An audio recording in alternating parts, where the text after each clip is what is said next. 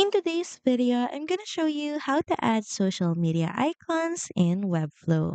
So first open up your page in the designer. Then next in the left panel, click on the add button.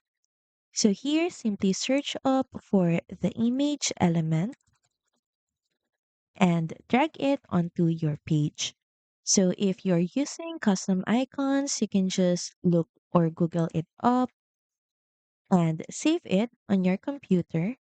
And now go back to Webflow and click on your image element. Then click on the gear icon and press choose image. To add your custom image, click on the upload button at the top of the assets panel. Then select your custom icon. Then open it up. Then select it.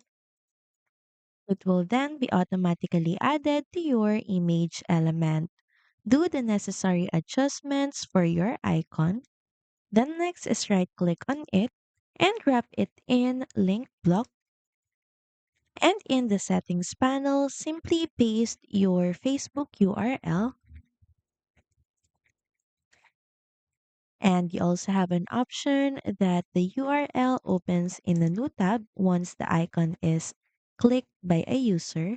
So if we see a preview of it, as you can see, if a user clicks on your social media icon, they will be redirected exactly on the Facebook URL that you entered.